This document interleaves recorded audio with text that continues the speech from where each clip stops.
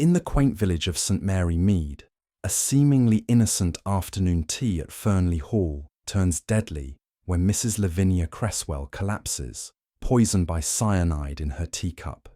Enter Miss Jane Marple, the sharp-eyed spinster whose gentle demeanour hides a razor-sharp mind. As whispers of greed, revenge, and hidden scandals swirl among the eclectic guests, a gruff doctor, a nosy spinster, a nervous solicitor, a haughty aristocrat, and a charming stranger, Miss Marple unravels a web of motives tied to a disputed will and a vengeful past. With a monogrammed handkerchief, coded telegrams, and a tampered silver teapot as clues, she exposes the killer in a dramatic showdown, proving that in a village full of secrets, no truth stays buried for long. Chapter 1. The Invitation to Fernley Hall.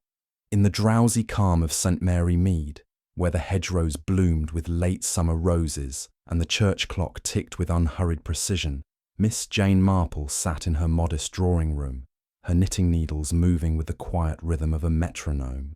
The afternoon sun slanted through the lace curtains, casting delicate shadows on the polished oak table where a single letter lay, its envelope creased from careful handling. The letter, penned in an elegant, if somewhat ostentatious hand, bore the crest of Fernley Hall, a Georgian pile that had stood empty for years until its recent occupation by Mrs. Lavinia Cresswell, a widow of considerable means and uncertain origins. Miss Marple adjusted her spectacles, her pale blue eyes scanning the letter once more. "Dear Miss Marple," it began, "I should be delighted if you would join me for afternoon tea at Fernley Hall this coming Tuesday at 4 o'clock. A small gathering of interesting souls is anticipated, and your presence would lend such charm to the occasion." The words were polite, effusive even, but Miss Marple's instincts, honed by years of observing the quiet dramas of village life, detected a faint note of strain beneath the flourish. Mrs. Cresswell was new to St Mary Mead, her arrival stirring murmurs of curiosity among the villagers. Why had she chosen Fernley Hall? And why invite an elderly spinster known more for her garden than her social standing? Miss Marple's lips curved into a faint smile. She sensed a puzzle, and puzzles, she knew, often hid their sharpest edges in the most innocent invitations. Tuesday arrived, crisp and golden, with a breeze that carried the scent of cut grass. Miss Marple, clad in her best black frock and a neatly pinned hat, made her way to Fernley Hall, her sensible shoes crunching along the gravel drive. The house loomed before her, its tall windows reflecting the sky like unblinking eyes. Ivy clung to the stonework, and the once manicured lawns bore the faint neglect of years without a master. A maid, young and nervous, ushered her into the grand hall, where a crystal chandelier gleamed dully above a marble floor. The air was thick with the scent of beeswax and lavender, as if the house were trying to reclaim its former glory. In the drawing-room, Mrs. Lavinia Cresswell greeted her with a flutter of hands and a laugh that trembled at the edges. She was a plump woman in her late 50s, her auburn hair piled high, and her silk dress a shade too bright for the occasion. "Miss Marple, how good of you to come!" she exclaimed, her eyes darting as if seeking approval. The room was crowded with guests, each a study in contrasts. Dr. Harold Vance, a retired physician with a grizzled beard and a voice that carried like a foghorn, stood by the fireplace, his hands clasped behind his back. Miss Clara Dunworthy, a thin, bird-like spinster with a penchant for lurid hats, perched on a velvet settee, her eyes bright with the promise of gossip. Mr. Roland Baxter, a solicitor barely 30, with slicked-back hair and a smile that never reached his eyes, hovered near the tea table, his fingers twitching as if counting invisible coins. Lady Beatrice Fenwick, tall and imperious in widow's weeds, surveyed the room with the air of one accustomed to command, her sharp features softened only by the pearls at her throat. The final guest, Mr. Victor Langley, was a man of indeterminate age, his dark eyes and easy charm marking him as an outsider. He was said to be a writer, though no one in St. Mary Mead had read his work, and his presence added a frisson of mystery to the gathering. The tea table was a vision of elegance. A silver teapot gleamed beside delicate porcelain cups, and tiered stands held scones, cucumber sandwiches, and petits fours dusted with sugar. Mrs. Crestwell fussed over the arrangements, her hands fluttering as she poured tea with exaggerated care. Miss Marple, seated in a high-backed chair near the window, sipped her Earl Grey and watched. Dr. Vance was expounding on the virtues of modern medicine, his tone brusque as he dismissed Mrs. Crestwell's nervous chatter about her health. Miss Dunworthy leaned toward Mr. Langley, whispering something that made him smile faintly, though his eyes remained guarded. Mr. Baxter, meanwhile, was engaged in a low, heated exchange with Lady Fenwick, who waved a dismissive hand, her rings catching the light.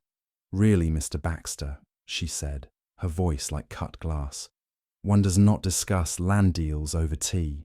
It's frightfully common." Miss Marple's gaze lingered on each guest, noting the small tells that betrayed their unease.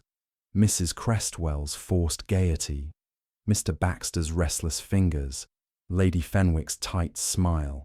She sensed a web of connections, unspoken grudges, and hidden motives binding the group. The tea was excellent, the conversation polite, but beneath it all, Miss Marple felt the stirrings of something darker, like a shadow passing over a sunlit lawn. She set her cup down carefully, her mind already tracing the threads of what was to come. Chapter 2. A Bitter Brew.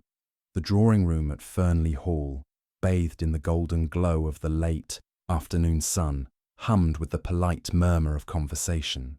The clink of porcelain teacups and the rustle of silk dresses mingled with the faint ticking of a grandfather clock in the corner, its pendulum marking time with unyielding precision. Miss Jane Marple, seated near the window in a high-backed chair, her hands folded neatly in her lap, observed the gathering with the quiet attentiveness of one accustomed to seeing beneath the surface of village pleasantries.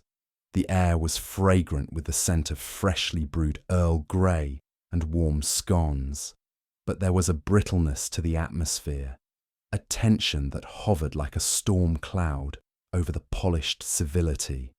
Mrs. Lavinia Crestwell, the hostess, moved among her guests with a nervous energy, her auburn curls bobbing as she refilled teacups and offered plates of delicate sandwiches. Her laughter, too loud and too frequent, betrayed an unease that Miss Marple noted with interest. Dr. Harold Vance, his grizzled beard jutting defiantly, was holding forth on the decline of local architecture, his voice booming across the room as he gestured toward the ornate plasterwork of the ceiling. "Fernley Hall's a fine old place," he said, "but it's been let to rot. A shame, Mrs. Crestwell, that you've not restored it properly." His tone carried a hint of accusation, and Mrs. Crestwell's smile faltered, her hand trembling as she poured tea. Miss Clara Dunworthy, perched on the edge of a velvet settee, her hat adorned with an improbable spray of feathers, seized the pause to interject. "Oh, Dr. Vance, you're too harsh. Mrs. Crestwell has done wonders in so short a time. Why, the village is positively agog with her arrival." Her eyes, bright with curiosity, darted toward Mr. Victor Langley, who stood by the fireplace, his dark hair gleaming in the light.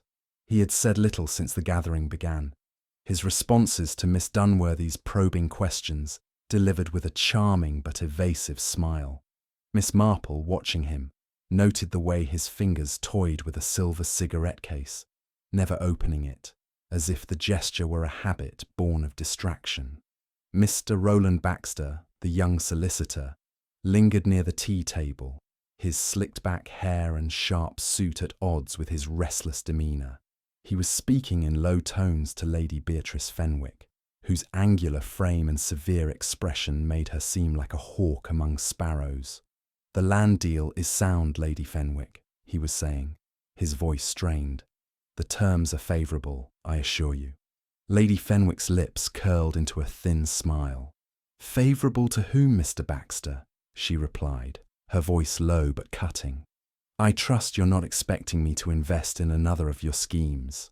Baxter's face reddened, and he turned away, busying himself with a scone he did not eat.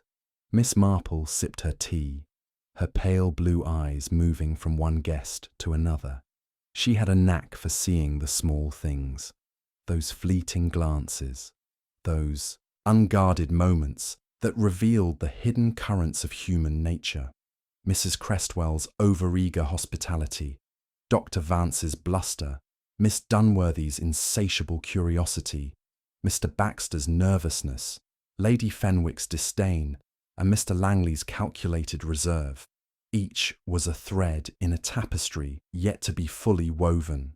She wondered what had brought such an eclectic group together, and why Mrs. Cresswell, a newcomer to St. Mary Mead, seemed so anxious to please them. The conversation turned to village matters, the upcoming fete, the state of the church roof, when a sudden, piercing cry shattered the decorum. Mrs. Crestwell, who had just lifted her teacup to her lips, froze, her face contorting in a mask of agony. The cup slipped from her fingers, striking the polished floor with a sharp crack, its contents spilling in a dark stain across the Aubusson rug. She clutched her throat, her eyes wide with terror, and then, with a choked gasp, she crumpled to the floor, her silk dress pooling around her like a fallen curtain. For a moment, the room was still, the guests frozen in a tableau of shock. Then chaos erupted. Miss Dunworthy let out a high-pitched shriek, her hands fluttering to her face. "Oh, heavens! She's fainted!" she cried, though her voice held a note of excitement, as if she were already composing the story for the village gossips. Dr. Vance, his medical instincts overriding his gruff demeanour, was the first to move. He knelt beside Mrs. Crestwell, his fingers pressing against her wrist, then her neck. His face darkened. "She's not fainted," he said grimly, leaning closer to sniff the spilled tea. "Cyanide. She's been poisoned." The word hung in the air like a thunderclap. Lady Fenwick rose, her pearls clicking softly as she stepped back, her expression one of cold disdain rather than fear. "Poisoned? How utterly theatrical," she said, though her eyes betrayed a flicker of unease. Mr. Baxter, pale as chalk, stumbled toward the door, muttering something about needing air. Mr. Langley, however, remained by the fireplace, his posture relaxed, but his gaze fixed on the scene with an intensity that Miss Marple found curious. She alone remained seated, her hands still folded, her mind racing as she catalogued every detail. The shattered teacup, the untouched plates of sandwiches, the teapot still steaming on its silver tray, and the faint, acrid scent that lingered in the air. Dr. Vance stood, brushing his hands on his trousers. "Someone must fetch the police," he barked, his voice steady, but his eyes darting to the other guests. "No one leaves this room until they arrive." Miss Dunworthy, her feathers quivering, began to protest, but Lady Fenwick silenced her with a sharp glance. "Do be quiet, Clara," she said. "This is no time for hysterics." Mr. Baxter, still hovering near the door, looked as if he might bolt, but Mr. Langley's calm voice cut through the tension. "I'll ring for the maid," he said, moving to the bell pull with a grace that seemed almost rehearsed. Miss Marple watched as the maid, Ellen, appeared, her face pale and her hands twisting in her apron. "Oh, ma'am," she gasped, seeing her mistress's body. "What's happened?" Dr. Vance, impatient, ordered her to telephone the police, and she scurried away, tears streaming down her cheeks. Miss Marple's eyes lingered on the teapot, its silver surface gleaming innocently. She noted its ornate handle, the faint scratch near the spout, and the fact that it had been used to pour only Mrs. Crestwell's tea before the tragedy struck. A deliberate act, she thought, required both opportunity and intent. Within the hour, Inspector Craddock arrived, his familiar face a mixture of determination and exasperation. He was a young man, competent but occasionally out of his depth in the face of human complexity, and he had come to value Miss Marple's unassuming wisdom in past cases. He surveyed the scene, his notebook in hand, and began questioning the guests. "When did you last see Mrs. Cresswell take her tea?" he asked, his pen poised. Miss Dunworthy, eager to be helpful, or perhaps to divert attention, spoke first. "She poured it herself, just minutes before. I saw her, Inspector. She was perfectly fine, chattering away about the roses in the garden. Her voice trembled, but her eyes gleamed with the thrill of being at the centre of a drama." Dr. Vance confirmed that he had been across the room, discussing the church roof with Mr. Baxter, and had not noticed anything amiss until the cry. Mr. Baxter, his voice unsteady, claimed he was too far from the tea table to see who handled the pot. Lady Fenwick, with an air of impatience, said she had been seated near the window, observing the rather pedestrian conversation, and had no interest in the tea service. Mr. Langley, his tone smooth, stated he had been by the fireplace, admiring a portrait of Fernley Hall's former owner, and had not approached the table. Miss Marple, unnoticed in her corner, listened carefully. Each account was plausible, yet each carried a hint of evasion, as if the speakers were choosing their words with care. She noted Mr. Baxter's pallor, the way his hands shook as he spoke, Lady Fenwick's refusal to meet the inspector's eyes, Miss Dunworthy's overly detailed recollection, as if she were rehearsing a story, and Mr. Langley's calm, almost too perfect, detachment. Dr. Vance, for all his bluster, seemed genuinely shaken, though his medical pronouncement of cyanide suggested a knowledge that intrigued her. Inspector Craddock turned to Miss Marple, his expression softening. "And you, Miss Marple? Did you see anything unusual?" The guests turned to her, some with curiosity, others with faint condescension, as if an elderly spinster could have little to contribute. Miss Marple's voice was gentle, almost apologetic. "I'm afraid I'm not much use, Inspector. I was enjoying my tea and watching the room." Mrs. Crestwell seemed a little nervous, perhaps, but nothing more. The teapot was on the table, and she poured her own cup, as Miss Dunworthy said. "I did notice it was a very fine teapot, silver, with a lovely design. Such things can be quite valuable, can't they?" Her words were innocuous, but her eyes were sharp, and Craddock, who knew her methods, nodded thoughtfully. As the inspector continued his questions, Miss Marple's mind turned to the teapot. It had been unattended for a brief moment when Mrs. Crestwell stepped away to greet Lady Fenwick, who had arrived late. Anyone could have tampered with it then, but who? And why? Cyanide was not a common poison. It required access and expertise. Dr. Vance, with his medical background, would know of such things, but his shock seemed genuine. Mr. Baxter's agitation suggested guilt, or perhaps fear of being implicated. Lady Fenwick's coldness could mask a deeper motive, and Miss Dunworthy's chatter might conceal a sharper intent. Mr. Langley, with his enigmatic air, was the most puzzling of all. His cigarette case, still unopened, lay on the mantelpiece, a small detail that Miss Marple filed away. The police searched the room, finding no obvious clues beyond the spilled tea and the broken cup. The teapot was taken for analysis, and the guests were instructed to remain in the village until further notice. As they dispersed, Miss Marple lingered, her eyes scanning the drawing room once more.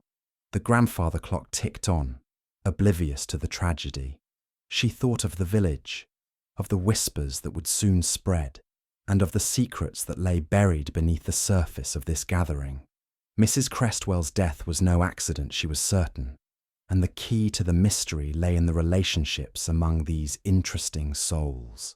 As she stepped into the cool evening air, Miss Marple pulled her shawl tighter around her shoulders. The gravel crunched underfoot, and the lights of Fernley Hall glowed behind her, a beacon of secrets. She thought of her garden at home, where every plant had its place, and every weed, if left unchecked, could choke the life from the roses. People, she mused, were not so different. Somewhere in this tangle of motives and opportunities, a weed had taken root, and Miss Marple intended to find it. Chapter 3. The Shadows of Motive. The morning after the calamity at Fernley Hall, St. Mary Mead awoke to a buzz of speculation, its quiet lanes alive with whispers of poison and scandal. Miss Jane Marple, seated at her breakfast table with a pot of tea and a slice of toast, gazed out at her garden, where the dahlias stood defiant against the autumn chill. Her mind, however, was far from the blooms. The image of Mrs. Cresswell's crumpled form, the shattered teacup, and the strained faces of the guests lingered like a half-remembered dream. She knew that murder, like a poorly tended garden, thrived on neglect, and she was determined to root out the truth before it spread further. At 10:30, Inspector Craddock arrived at her cottage, his face weary but alert. He accepted a cup of tea with a grateful nod and settled into the chintz-covered armchair by the hearth. "A nasty business, Miss Marple," he said, flipping open his notebook. "The lab confirmed cyanide in the tea, Mrs. Cresswell's cup, and the teapot both. No fingerprints of note, though. The pot was polished to a shine. We're dealing with someone careful, someone who planned this." His tone was matter-of-fact, but his eyes sought her insight, knowing her knack for seeing what others missed. Miss Marple stirred her tea, her expression mild. "Cyanide is a curious choice, Inspector. Not something one finds in the village chemist, I imagine. And the teapot. Such a deliberate method. Whoever did this knew Mrs. Cresswell's habits and had access to her household. Have you looked into her past? A woman like that, coming to St. Mary Mead so suddenly, must have brought her troubles with her." Craddock nodded, jotting a note. "We're digging into her records. She was widowed 5 years ago, inherited a fortune from her husband, a textile merchant.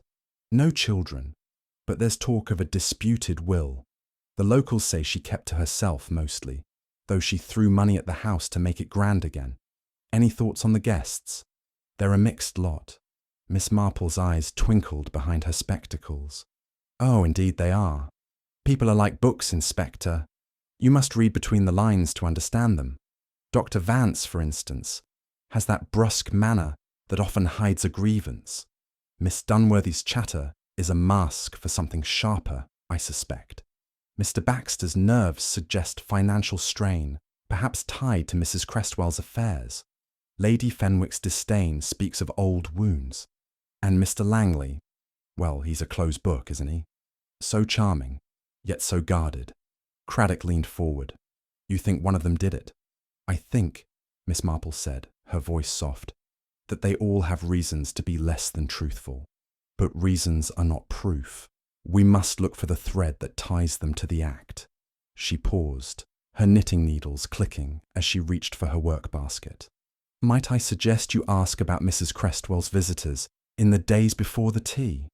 And perhaps her staff. Maids notice things, even if they don't always speak of them." Craddock made another note, promising to follow up. As he left, Miss Marple turned her attention to the village, where answers often lay in the everyday chatter of its inhabitants. She donned her coat and hat, her steps purposeful as she made her way to the high street. The post office, a hub of gossip, was her first stop. Miss Hartnell, the postmistress, was sorting letters with a brisk efficiency, her sharp eyes missing nothing. "Good morning, Miss Hartnell," Miss Marple said, her tone cheerful. "Such a dreadful business at Fernley Hall. Poor Mrs. Cresswell. Have you heard anything about her visitors lately? She was new after all, and must have had callers." Miss Hartnell's face lit up with the prospect of sharing news. "Oh, Miss Marple, it's the talk of the village. Mrs. Cresswell was a bit of a mystery, wasn't she? Kept herself grand, but she had callers, yes. Dr. Vance was up there last week. Something about a charity donation, though he left in a huff. That Mr. Baxter was in and out, papers in hand, legal matters, I suppose. And Lady Fenwick swept in 2 days before the tea, looking like she owned the place. As for that Mr. Langley, he's a queer one. Gets telegrams, he does, full of numbers and odd words. I shouldn't wonder if he's up to something. Miss Marple nodded, her expression one of polite interest. And Miss Dunworthy. She's always so observant. Miss Hartnell sniffed. Observant, you say? More like nosy. She was seen at Fernley Hall the morning of the tea, poking about the garden, though she claimed she was just admiring the roses. If you ask me, she's got her fingers in everyone's business. Thanking Miss Hartnell, Miss Marple moved on to the vicarage, where Mrs. Price, the vicar's wife, was arranging flowers for the altar.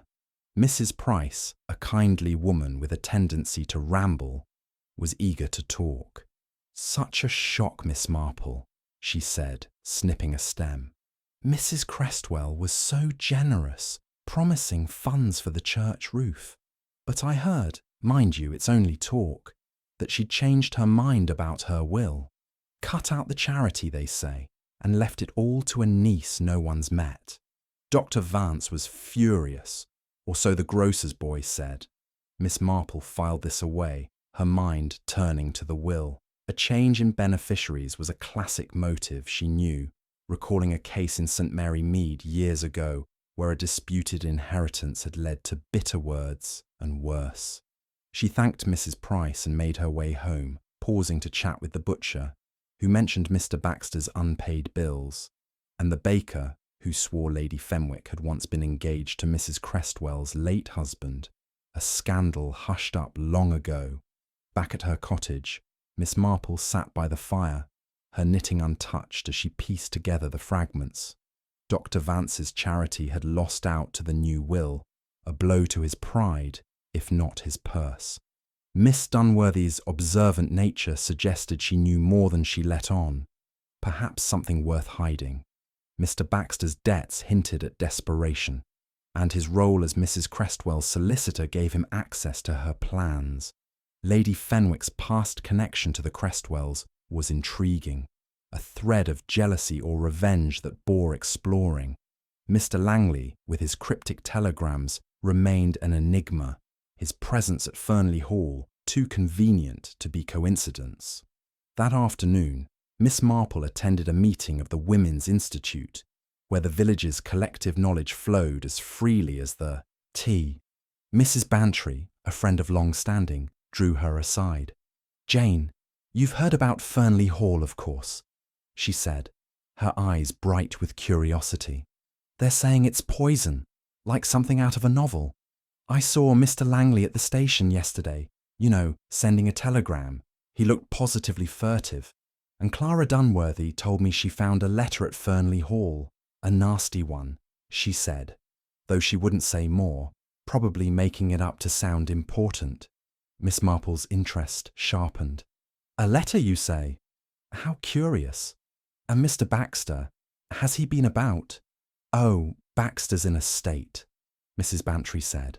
"I saw him at the bank, looking like he'd lost a shilling and found a sixpence. They say he owed money all over the village, and Mrs. Crestwell was his biggest client. If she'd cut him off, well," she trailed off, leaving the implication hanging. As Miss Marple walked home, the pieces of the puzzle shifted in her mind.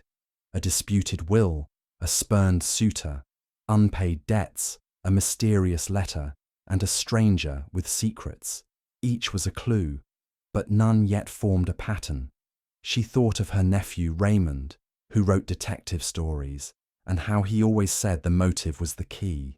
But motives, Miss Marple knew, were like shadows. They shifted with the light. She resolved to speak with the maid, Ellen, who might have seen more than she realised, and to keep a close eye on Mr. Langley, whose charm was as disarming as it was suspect. By evening, the village was alight with gossip, but Miss Marple knew that truth lay not in rumours, but in the quiet details. A glance, a word, a moment of carelessness. As she settled into her armchair, her knitting needles resumed their steady rhythm, and she thought of Fernley Hall, its grand facade hiding a darkness that only patience and observation could unravel. Chapter 4. Whispers in the Village. The air in St. Mary Mead carried a chill that morning, as if the village itself sensed the shadow cast by the tragedy at Fernley Hall. Miss Jane Marple, wrapped in a woolen shawl, stepped out of her cottage, her basket swinging lightly on her arm. The high street was bustling in its quiet way, shopkeepers sweeping their stoops, delivery boys whistling, and matrons exchanging hushed words about the dreadful business up at the hall. Miss Marple's destination was the vicarage, but her journey was as much about listening as arriving. She knew that in a village, truth often slipped out in the spaces between formal inquiries, caught in the cadence of gossip, or the pause of a greeting. Her first stop was the post office, where Miss Hartnell presided behind the counter, her sharp eyes scanning every customer as if they might conceal a secret in their parcels. Miss Marple approached with a smile, purchasing a book of stamps she didn't need. "Good morning, Miss Hartnell," she said, her tone mild. "The village is quite stirred up about poor Mrs. Crestwell. I suppose you've heard all sorts of tales about her visitors?" Miss Hartnell's face lit with the eagerness of one born to impart news.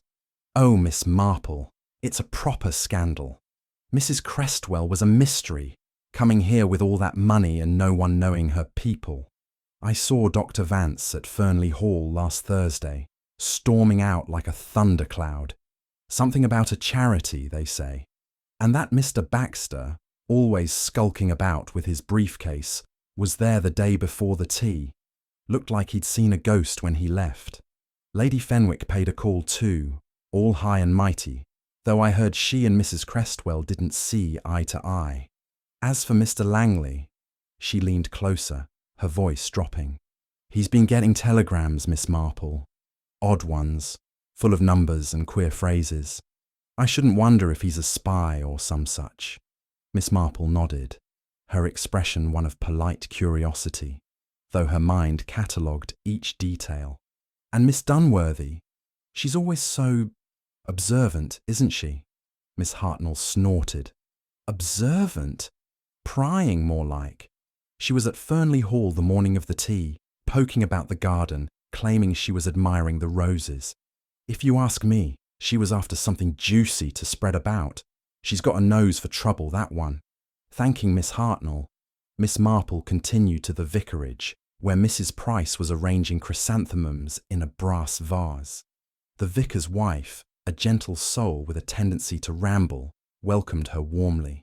"Ah, Miss Marple, isn't it awful about Mrs. Crestwell? Poison, they say.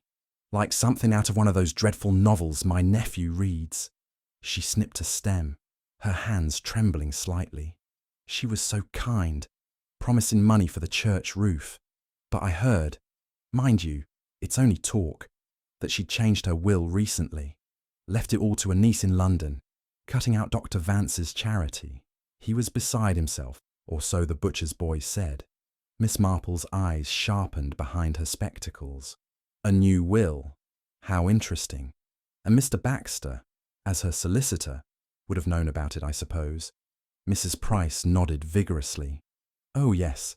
He was up at the hall often, papers in hand. I saw him myself, looking quite harried. And Lady Fenwick. Did you know she was once engaged to Mrs. Crestwell's husband? Years ago, before he made his fortune. The engagement broke off, and she never forgave him, or so the old gardener at Fernley Hall says." This was new, and Miss Marple tucked it away like a skein of wool. A jilted fiancé could nurse a grudge for decades, especially one as proud as Lady Fenwick. She thanked Mrs. Price and made her way to the greengrocer, where Mr. Pye, a man with a memory for faces, was stacking apples. "Morning, Miss Marple," he said, wiping his hands on his apron. "Terrible thing at Fernley Hall. I saw that Mr. Langley there last week, lingering by the gate. Didn't go in, just watched the place. Odd sort, isn't he? And Mr. Baxter owes me £3 for deliveries, keeps promising to pay, but never does. Miss Marple smiled, noting the solicitor's debts. And Miss Dunworthy? Has she been about? Mr. Pye chuckled. Clara Dunworthy. She was sniffing around the hall the day before the tea, asking about Mrs. Crestwell's visitors. Said she was concerned about the neighbourhood, more like she was fishing for gossip. By noon, Miss Marple had gathered a bouquet of facts, each petal a clue to the puzzle. She returned home to find Inspector Craddock waiting, his hat in hand. I've spoken to the maid, Ellen, he said, settling into her parlour. She's shaken, but she says the teapot was polished that morning and left in the pantry. No one was supposed to touch it, but she can't swear it was watched every minute. Mrs. Cresswell had visitors all week. Dr. Vance, Mr. Baxter, Lady Fenwick, even Miss Dunworthy. Mr. Langley was there once, asking about the history of the hall for some book he's writing. Miss Marple poured tea, her movements deliberate. And the will inspector. Mrs. Price mentioned a change. Craddock's eyebrows rose. You've been busy, haven't you? Yes, we found a copy in Mrs. Cresswell's study. Drawn up a month ago, it leaves everything to a niece, Margaret Holt, in London. The previous will favoured a local charity, Dr. Vance's pet project. He wasn't pleased, according to the butler. Baxter handled the legal work, so he knew the details. As for the others, they're tight-lipped, but I'm digging into their backgrounds. Miss Marple nodded, her knitting needles clicking softly. Dr. Vance's disappointment could be a motive, though he strikes me as too blunt for poison. Mr. Baxter's debt suggests desperation, and his access to the will makes him interesting. Lady Fenwick's past with Mrs. Crestwell's husband is curious. Old wounds can fester. Miss Dunworthy's nosiness might have uncovered something dangerous, and Mr. Langley, his telegrams intrigue me. Have you checked them? Craddock sighed. The post office won't share without a warrant, but I'm working on it. Langley claims he's a writer, researching village life, but he's cagey about his past. No record of him locally before this summer. As Craddock left, Miss Marple sat by her window, her gaze on the garden but her mind elsewhere. The will was a pivot, shifting fortunes and stirring resentments. Dr. Vance's charity, Mr. Baxter's debts, Lady Fenwick's pride, Miss Dunworthy's gossip, and Mr. Langley's secrecy, each was a piece of the mosaic. She thought of a case years ago, when a village girl's idle chatter had revealed a thief. Gossip, she knew, was a double-edged sword, cutting through lies, but also obscuring truth. That afternoon, she attended the inquest at the village hall, where the coroner, a dry man with a penchant for precision, confirmed cyanide poisoning as the cause of death. The guests were called to testify, their accounts polished but guarded. Dr. Vance swore he had been discussing the church roof with Mr. Baxter, far from the tea table. Mr. Baxter stammered that he was too busy eating a scone to notice the teapot. Lady Fenwick, her voice icy, said she was admiring the view and saw nothing. Miss Dunworthy's testimony was a torrent of detail. Too much, Miss Marple thought, as if she were filling silence with noise. Mr. Langley, calm and precise, claimed he was by the fireplace, studying a portrait, and had no reason to approach the tea service. Miss Marple, seated at the back, watched their faces. Dr. Vance's bluster hid a flicker of unease. Mr. Baxter's hands trembled. Lady Fenwick's eyes avoided the crowd. Miss Dunworthy's feathers quivered with excitement, and Mr. Langley's composure was almost too perfect. She noted a small detail, a handkerchief, monogrammed with a V, found near the pantry door and entered as evidence. It could belong to Victor Langley, or perhaps Vance. The inquest adjourned with no clear answers, but Miss Marple felt the threads tightening. Back at her cottage, she sat by the fire, her knitting untouched. The village had given her much, but the heart of the matter lay at Fernley Hall. She resolved to speak with Ellen again, for maids saw what masters missed, and to watch Mr. Langley closely. His telegrams, his reticence, his presence at the scene, they suggested a man playing a deeper game. As the fire crackled, Miss Marple thought of her roses, how a single pest could ruin a bloom if not caught in time. Murder, she mused, was much the same, and she would not let this pest escape. Chapter 5. The Teapot's Secret.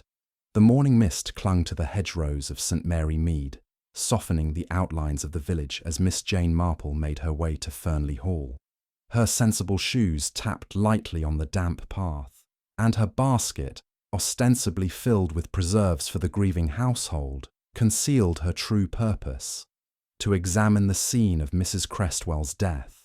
Inspector Craddock had reluctantly agreed to her request, swayed by her gentle persistence and the memory of her uncanny insights in past cases.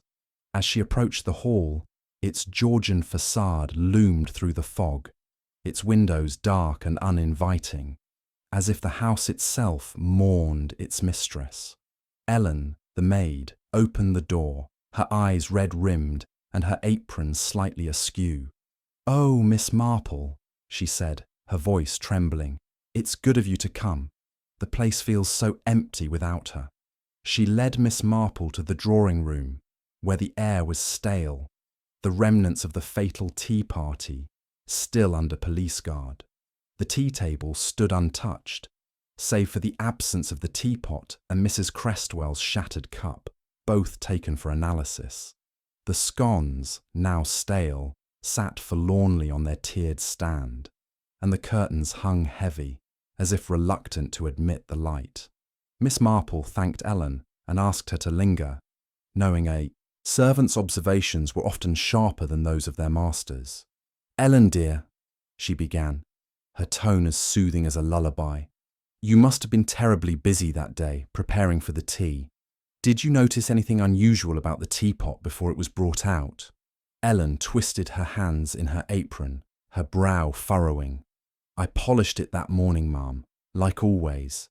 It's a fine piece, silver, with roses etched on it. I left it in the pantry, ready for the mistress to use. I didn't see anyone touch it, but, well, I was in and out fetching things. The pantry door was open, and any of the guests could have slipped in, I suppose." Miss Marple nodded, her eyes drifting to the tea-table. "And the guests. Did any of them come early or wander about before the tea began?" Ellen hesitated, then leaned closer. "Mr. Baxter was here early, ma'am, with his papers. He went to the study with the mistress, but I saw him near the pantry later, looking fidgety. Lady Fenwick came next, all grand-like, and she asked to see the silver collection. Said she admired old pieces. Dr. Vance was here the day before, not the morning of, but he was cross about something. Miss Dunworthy popped in uninvited, as she does, sniffing about the garden. And Mr. Langley, he was here once before, asking odd questions about the hall's history. He's a queer one, ma'am." Miss Marple thanked her, filing away the maid's words. She approached the tea-table, her keen eyes scanning its surface. The police had been thorough, but they lacked her instinct for the subtle. She noted the placement of the chairs, the angle of the window light, and the faint ring on the tablecloth where the teapot had rested. Then, kneeling with a care that belied her age, she examined the floor beneath the table. A tiny glint caught her eye, a sliver of silver, no larger than a pinhead, lodged in a crack between the floorboards. She retrieved it with a handkerchief, holding it to the light. It was a fragment of metal, possibly from the teapot's spout, suggesting damage not caused by ordinary use. Rising, she turned to Ellen. "This teapot, Ellen, did it ever need repair? Any scratches or dents you noticed while polishing?" Ellen shook her head.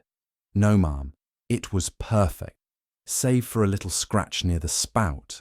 I thought it was from my polishing cloth, but it was there before I started. I didn't think much of it."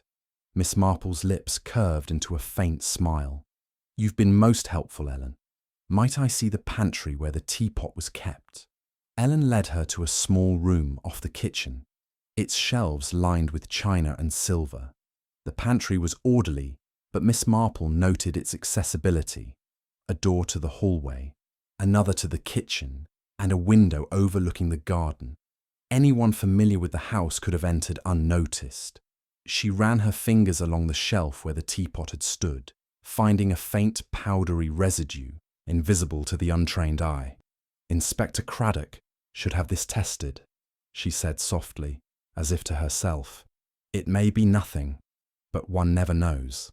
Returning to the drawing room, Miss Marple sat in the chair she had occupied during the tea, recreating the scene in her mind. Mrs. Crestwell had poured her own tea, but the teapot had been unattended for a brief moment when she greeted Lady Fenwick. The guests had milled about, their movements a dance of opportunity. Dr. Vance, with his medical knowledge, could have known how to handle cyanide. Mr. Baxter, with his debts and access to the house, had been near the pantry. Lady Fenwick's interest in the silver suggested familiarity with the teapot. Miss Dunworthy's uninvited visit hinted at prying eyes, and Mr. Langley's questions about the hall masked a deeper purpose, she was sure. That afternoon, Miss Marple met Inspector Craddock at the village inn, where he was nursing a pint and a stack of reports. She handed him the sliver of metal, wrapped in her handkerchief. "You might have this analysed, Inspector," she said. "And the pantry shelf. There's a residue there that may be significant. I suspect the cyanide was introduced via the teapot, not the cup. It's a clever method, requiring both planning and access." Craddock's eyebrows rose. "You've been poking about, haven't you? The lab's still working on the teapot, but early results show cyanide traces inside, not just in the tea. You're right, it was tampered with before the pour. But who? All of them had the chance, and none have a clear alibi." Miss Marple sipped her tea, her gaze distant. "Opportunity is only half the puzzle, Inspector. Motive is the other. Dr. Vance's charity lost out to the new will. Anger can drive a man to extremes. Mr. Baxter's debts make him vulnerable, and his role as solicitor gave him knowledge and access.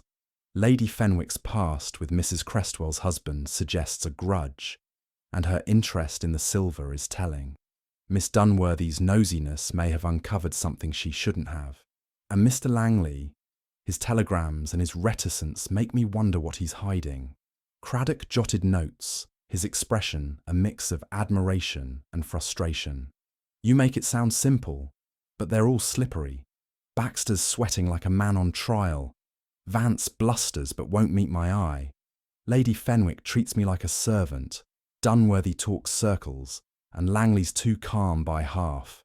Any thoughts on where to dig next?" Miss Marple's eyes twinkled.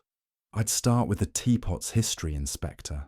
Who knew its value, its habits, and perhaps a quiet word with the telegraph office? Those messages of Mr. Langley's may tell us more than he does." As Craddock left, Miss Marple returned to her cottage, her mind buzzing like a beehive. The teapot was the key, its scratch and residue pointing to a deliberate act. The sliver of metal suggested tampering, perhaps to conceal the poison's entry. She thought of a long-ago case in St. Mary Mead, where a stolen brooch had been hidden in a sugar bowl, its theft revealed by a maid's careless remark.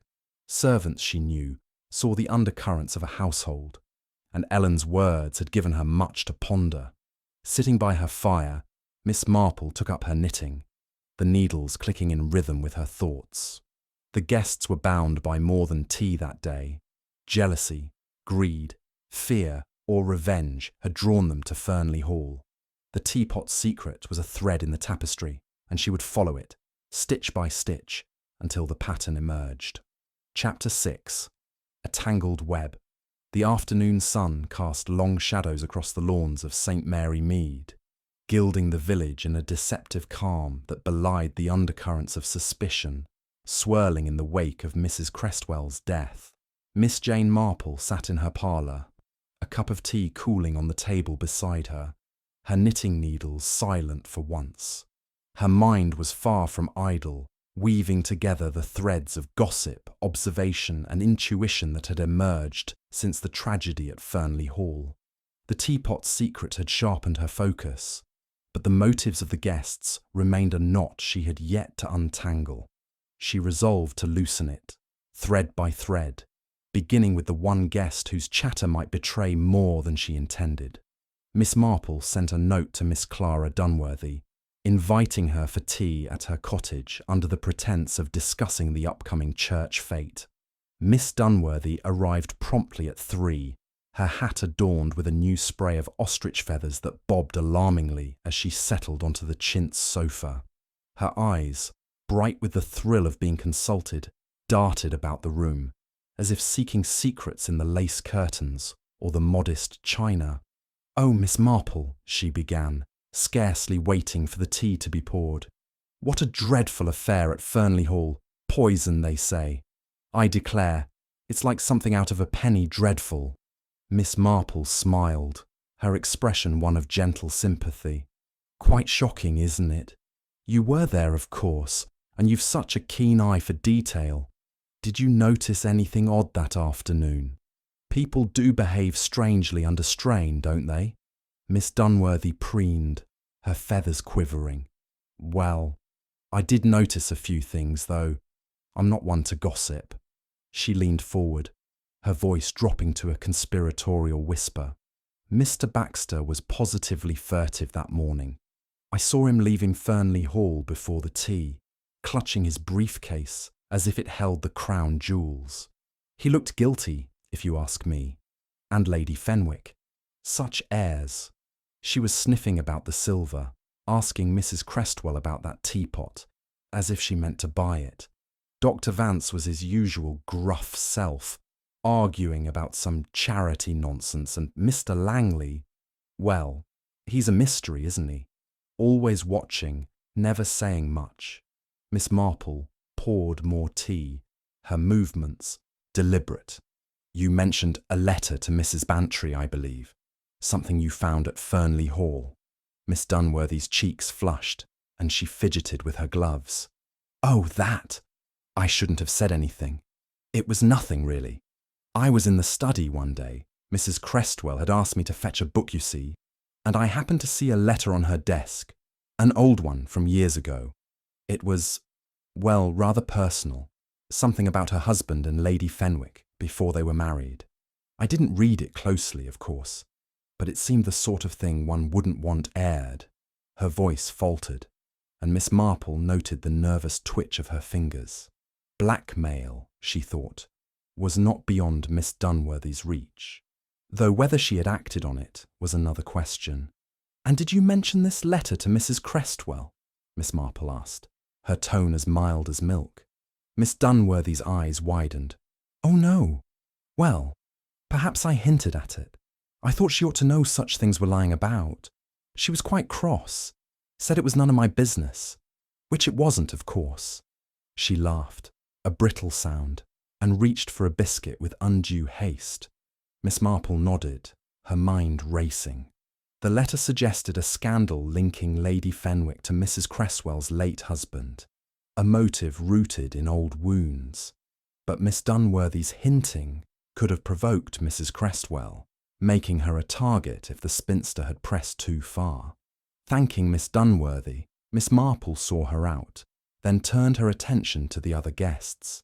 Her next visit was to Dr. Harold Vance, whom she found in his cluttered study, surrounded by medical journals and a faint smell of pipe smoke. He greeted her with a brusque nod, his grizzled beard bristling as he waved her to a chair. "Miss Marple, I suppose you're here about that business at Fernley Hall. I've told the police all I know. A bad business, but I had no part in it." Miss Marple's smile was disarming. "Of course, Doctor. I only thought you might have noticed something being so observant. Mrs. Crestwell's change of will must have been a blow to your charity, I hear." Dr. Vance's face reddened, his hands clenching. "A blow? It was a damned outrage.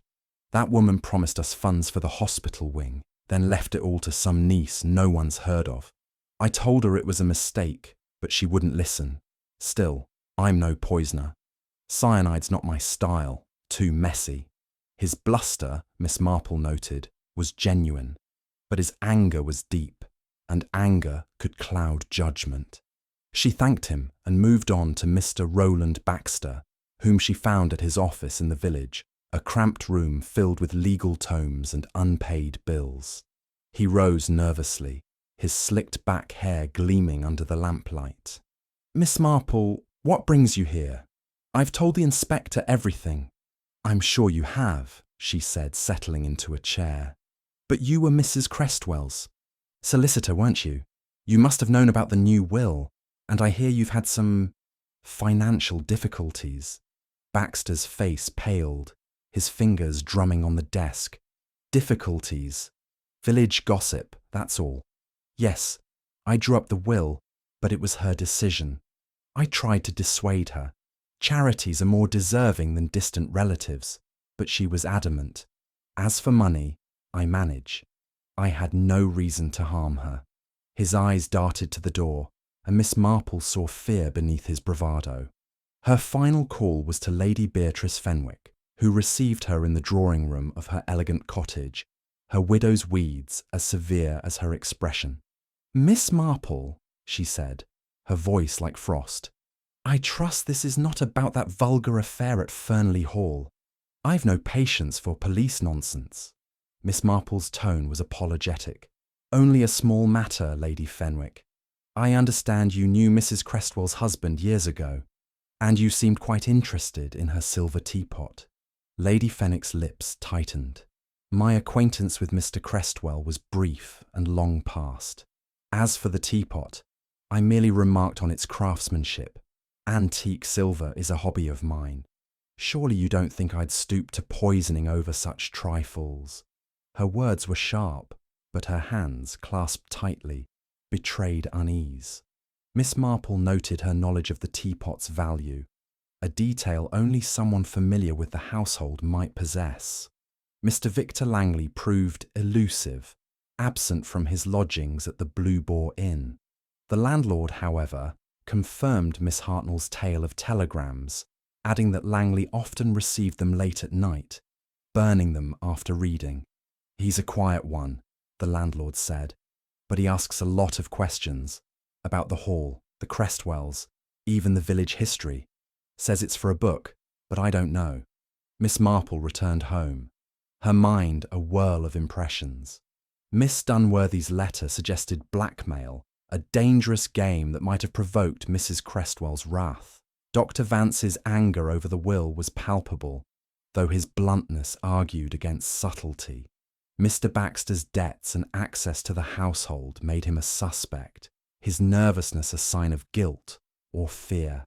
Lady Fenwick's pride and past connection to the Crestwells hinted at revenge, and her interest in the teapot was no coincidence. Mr. Langley's secrecy and telegrams pointed to a hidden agenda, perhaps tied to the hall itself. As she sat by her fire, Miss Marple thought of a village scandal years ago, when a stolen necklace had been traced to a servant's grudge. Motives, she knew, were like roots, hidden deep but vital to the act. The teapot, with its scratch and residue, was the instrument, but the hand that wielded it was driven by something personal. She resolved to press Inspector Craddock on the telegrams and to revisit Fernley Hall, where the pantry's secrets might yield more.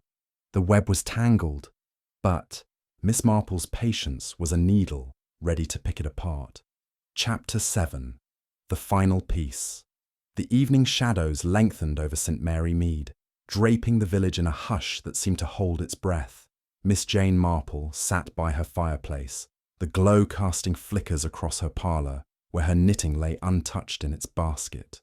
The firelight danced on the walls, but her mind was elsewhere, sifting through the intricate threads of Mrs. Crestwell's murder, the teapot's secret, the guests' motives, and the whispers of the village had woven a complex pattern, yet one piece remained elusive, the final stitch to complete the tapestry. She knew the truth lay in the smallest details, those overlooked moments that, like a dropped stitch, could unravel everything. Miss Marple's thoughts turned to Mr. Victor Langley, the enigmatic writer whose charm masked a guarded nature.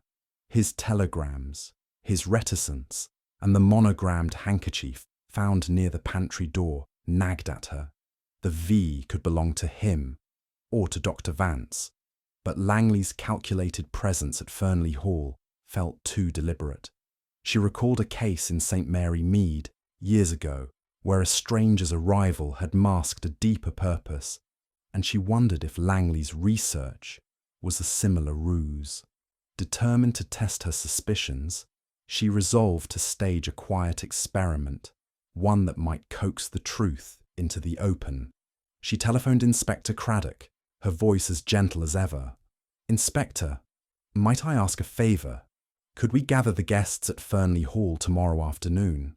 I have a small theory about the teapot, and I think a reenactment might clarify things. Nothing formal, just a chance to see how things unfolded."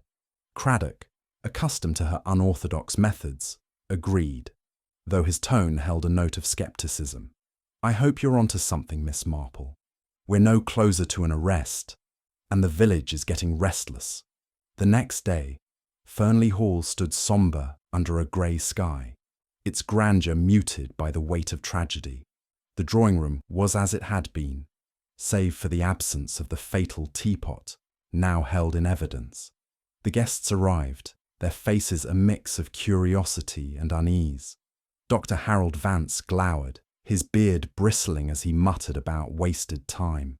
Miss Clara Dunworthy, her feathers trembling, looked eager to dissect the proceedings for gossip. Mr. Roland Baxter fidgeted, his eyes darting to the door. Lady Beatrice Fenwick swept in, her expression one of barely concealed disdain.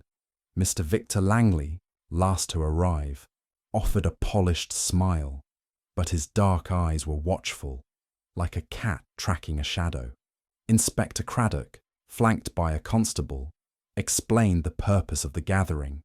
"Miss Marple has a theory about the tea party," he said, his voice steady. "We're here to retrace your movements, to see if anything jogs a memory. Please take your places as you were that afternoon." The guests complied, their reluctance palpable. Dr. Vance stood by the fireplace, Miss Dunworthy perched on the settee. Mr. Baxter hovered near the tea table. Lady Fenwick took the window seat, and Mr. Langley leaned against the mantel, his posture relaxed but his gaze alert. Miss Marple, seated in her original chair, produced a silver teapot from her basket, not the original, but a similar one borrowed from Mrs. Bantry. "The police have the real teapot," she said, her tone mild, "but this will do for our purposes. Let's imagine Mrs. Crestwell is pouring tea. Ellen, would you bring in the tray?" Ellen, pale but composed, carried in a tray with cups and a plate of biscuits, setting it on the table. Miss Marple rose, her movements slow, and took the teapot, mimicking Mrs. Crestwell's actions. "She poured her own tea here," she said, gesturing to the table. But the teapot was unattended for a moment when she greeted Lady Fenwick.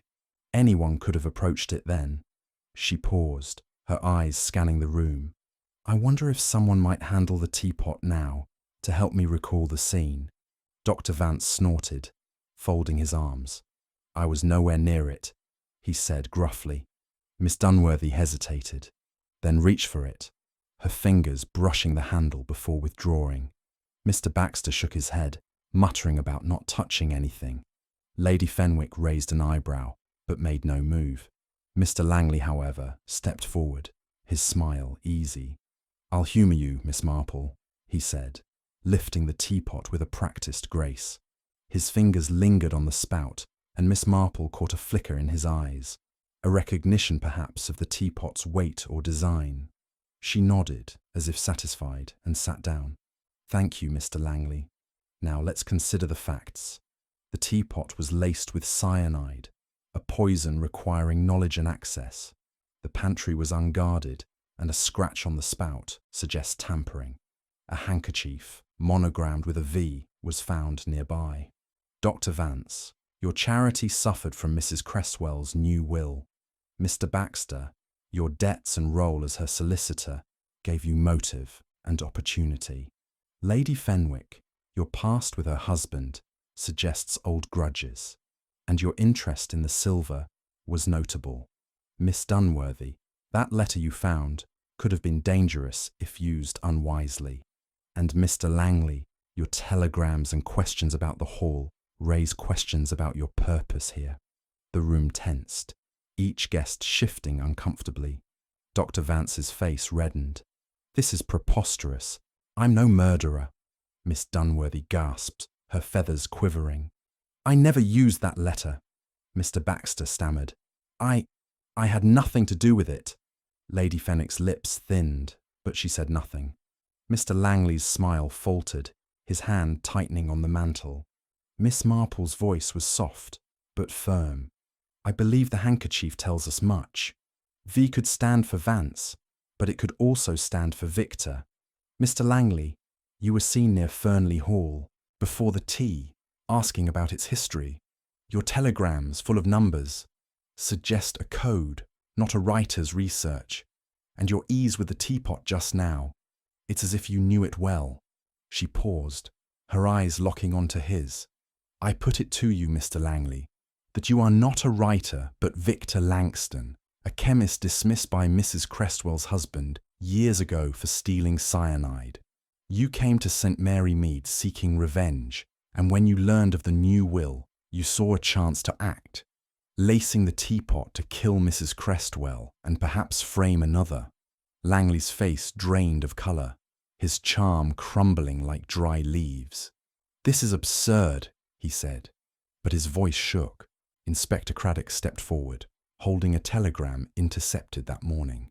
We checked, Mr. Langley, or should I say Langston. Your telegrams were to a known dealer in chemicals, arranging for cyanide. Your dismissal from Cresswell's firm is on record, and this handkerchief, he held up the monogrammed cloth, was found in your room at the Blue Boar. Langley staggered, his hand clutching the mantle. I only meant to scare her, he gasped. She ruined my career, her and her husband. When I heard about the will, I thought, if she was gone, the estate might collapse, and the charity would benefit. I didn't mean for it to go this far. His voice broke, and he sank into a chair, the confession spilling out like poison from a wound. Miss Marple watched, her expression one of quiet sorrow. The room was silent, save for Miss Dunworthy's stifled sob and Dr. Vance's muttered oath. Craddock signalled the constable, who led Langley away, his head bowed. The other guests, stunned, began to disperse, their secrets exposed, but their guilt absolved. As Miss Marple gathered her basket, Craddock approached. You've done it again, Miss Marple. How did you know? She smiled, her eyes twinkling. It's the little things, Inspector. A handkerchief, a telegram, a look. People are careless with their truths, like threads left dangling. You only need to pull the right one. She stepped into the fading light. The weight of the truth settled, but the village, she knew, would never be quite the same. Chapter 8. The Truth Over Tea. The soft glow of twilight settled over St. Mary Mead, casting a serene veil over the village's thatched roofs and winding lanes. In Miss Jane Marple's cottage, the fire crackled gently, its warmth a quiet counterpoint to the chill of the evening. She sat in her favourite armchair, a cup of tea balanced on the table beside her, her knitting needles moving with their familiar rhythm. The events at Fernley Hall had left the village abuzz, but for Miss Marple, the resolution of Mrs. Cresswell's murder brought a bittersweet calm, like the hush after a storm. The truth, now laid bare, was both a triumph and a reminder of the frailties that lurked beneath polite surfaces. Inspector Craddock arrived as the church clock struck 6, his face weary but relieved. He accepted a cup of tea with a grateful nod and settled into the chintz-covered chair opposite her. It's done, Miss Marple, he said, his notebook tucked away for once. Victor Langston's confessed fully. He's in custody, and we've got enough to make it stick. His telegrams, the handkerchief, and traces of cyanide found in a vial in his room at the Blue Boar. You were right about him all along. But how did you piece it together? Miss Marple's needles paused, her eyes twinkling behind her spectacles. "It's the small things, Inspector, as I've often said. People are careless with their truths, like crumbs on a tablecloth. Mr. Langley, as he called himself, was too polished, too careful. His telegrams, his questions about Fernley Hall, that handkerchief with the V, they were like stitches that didn't quite match the pattern. And his reaction to the teapot yesterday, the way his fingers lingered, it was as if he knew its secrets better than he should." Craddock sipped his tea, his expression one of quiet admiration. "You suspected him early, didn't you? Even with all the others, Vance's temper, Baxter's debts, Lady Fenwick's grudge, Miss Dunworthy's letter." Miss Marple nodded, her hands resuming their knitting. "Oh, they all had their shadows, Inspector. Dr. Vance's anger over the will was real, but he's too blunt for poison. He'd have shouted his grievances, not schemed. Mr. Baxter's debts made him desperate, and his access to the household was convenient, but his fear was that of a man caught in circumstance, not guilt. Lady Fenwick's pride and her past with Mrs. Cresswell's husband suggested a motive, but her interest in the teapot was academic, not malicious. And Miss Dunworthy, her letter was a dangerous discovery, but she's too fond of gossip to act on it with such finality. No, it was Langton's secrecy that stood out, like a weed in a rose bed." Craddock leaned forward, his curiosity piqued. "And the handkerchief? That was the clincher, wasn't it?" "It was a clue, certainly," Miss Marple said, her voice soft. "But it could have belonged to Dr. Vance, you know. What sealed it was Langton's past. I remembered a story from years ago about a chemist dismissed for tampering with substances. When Miss Hartnell mentioned those telegrams, full of numbers and odd phrases, I thought of codes, perhaps for procuring cyanide, and his confession confirmed it. A grudge against the Crestwells, festering since his dismissal, and a plan to disrupt the estate by eliminating its mistress." Craddock shook his head, a wry smile forming. "You make it sound so simple, but we'd have been chasing shadows without you." Langton admitted he hoped the estate's collapse would benefit Dr. Vance's charity indirectly, though Vance swears he knew nothing of it. The others, Baxter, Lady Fenwick, Miss Dunworthy, they're shaken but cleared. Miss Marple's needles clicked steadily. "They have their secrets, Inspector, as we all do. Miss Dunworthy's letter might have stirred trouble, but it was Langton who acted. People are like gardens, you see. Some weeds are harmless, others deadly. It's knowing which to pull that matters." As Craddock rose to leave, he paused at the door. "The village will talk about this for years, Miss Marple. You've given them a tale to rival any novel." She smiled, setting her knitting aside. "Let them talk, Inspector. It keeps the village lively. But I'll be glad to return to my roses. They're far less trouble than people." The door closed behind him, and Miss Marple sipped her tea, her gaze drifting to the window where the last light faded. Fernley Hall would stand empty again, its grandeur tarnished by tragedy, but St. Mary Mead would endure, its secrets tucked away like seeds waiting for spring. She thought of Mrs. Cresswell, her nervous laughter silenced forever, and of Langton, whose bitterness had consumed him. Murder, she mused, was a fleeting act, but its ripples lingered, like circles on a pond. She took up her knitting again, the needles moving in their quiet dance. The truth was settled, the puzzle solved. But Miss Marple knew that in a village like St. Mary Mead, new threads were always waiting to be woven, new shadows to be uncovered. For now, though, she was content to sit by her fire, her tea warm and her garden waiting, knowing that truth, like a well-tended rose, would always find its way to the light.